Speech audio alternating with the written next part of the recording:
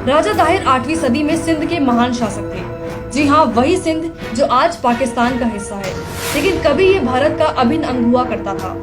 इसी सिंध की वजह से भारत का नाम हिंद या हिंदुस्तान पड़ा।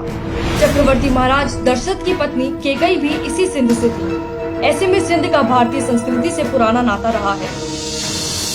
राजा दाहिर सिंध के राजा चच के सबसे छोटे बेटे और ब्राह्मण वंश के आखिरी शासक थे। राजा दाहिर ऐसे पहले शासक थे जिन्होंने अपनी मातृभूमि की आन बान और शान की खातिर अरब आक्रांताओं से दुश्मनी मोल ली और युद्ध भूमि में उनको घुटने टेकने पर मजबूर कर दिया।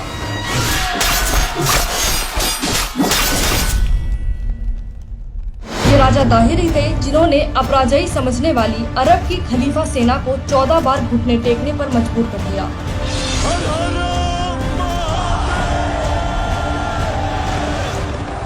लेकिन 15वें युद्ध में देवल बंदरगाह के सूबेदार ज्ञान बुद्ध की गद्दारी के चलते राजा दाहिर को 17 साल के मोहम्मद बिन कासिम के हाथों हार का मुंह देखना पड़ा।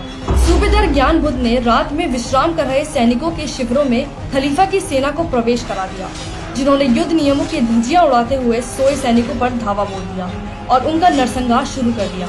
इस विश्वासघात में राजकुमार जय शाह भी गंभीर रूप से जख्मी हो गए। ये खबर सिंध की राजधानी अलौर में बैठे राजा दाहिर को मिली और उन्होंने युद्ध भूमि के लिए कूच कर दिया।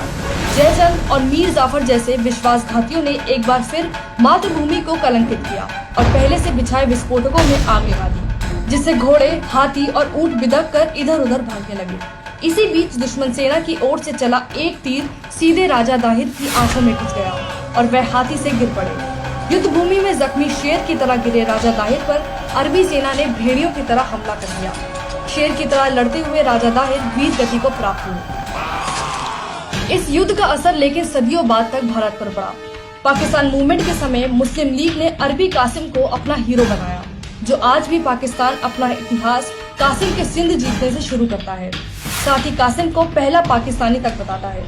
डॉक्टर अंबेडकर अपनी किताब पाकिस्तान में लिखते हैं, युद्ध जीतने के बाद मोहम्मद बिन कासिम ने राजा दाहिर के कटे हुए सर के साथ हज्जाज को एक पत्र भेजा था, जिसमें लिखा था, राजा दाहिर के भतीजे और योद्धाओं और प्रमुख अधिकारियों को ठिकाने लगा दिया गया है और मूर्ति पूजकों को या तो इस्लाम में दीक्षित कर दिया गया है, अन्यथा उन्हें तबाह कर दिया गया है। मंदिरों के स्थान पर मस्जिदें बना दी गई हैं। इस पत्र के जवाब में हज्जाज ने कासिम को लिखा, मूर्ति पूजकों से कोई रियायत ना बरती जाए। तुम्हें माफ करने के लिए तुरंत तैयार नहीं होना चाहिए, क्योंकि इससे तुम्हारा काम और बढ़ जाएगा। किसी को भी ना बख्शो। कासिम तो पाकिस्तान के कट्टरपंथी तबके का हीरो बन गया, लेकिन जिस राजा दाहिर ने भारत को 14 बार अरबी लुटेरों से बचाया, उनका नाम तक वामपंथी इतिहासकारों ने किताबों से गायब कर दिया।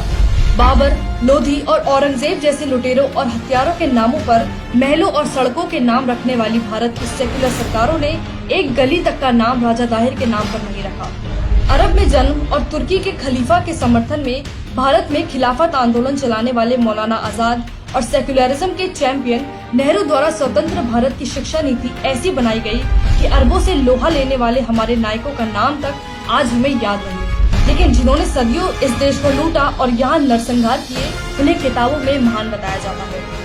लेकिन सच को ज्यादा समय छिपाया नहीं जा सकता, इसलिए पाकिस्तान के जो लोग भी मानते हैं कि उनके पूर्वज अरबी नहीं भारतीय थे, वो सिंध प्रांत में राजा दाहिर को सरकारी तौर पर हीरो करार देने की मांग कर रहे हैं। तो वहीं भारत के लोग कांग्रेसी सरकारों के झूठे सेक्युलरिज्म को अब और सहने के बूथ में नहीं है। इसलिए जब तक राष्ट्रगान में पंजाब, सिंध, गुजरात, मराठा लिखा है, तब तक सिंध हमारा है, और जब तक सिंध हमारा है, तब तक राजा दाहिर हमारे हीरो थे, हीरो हैं और हीरो रहेंगे।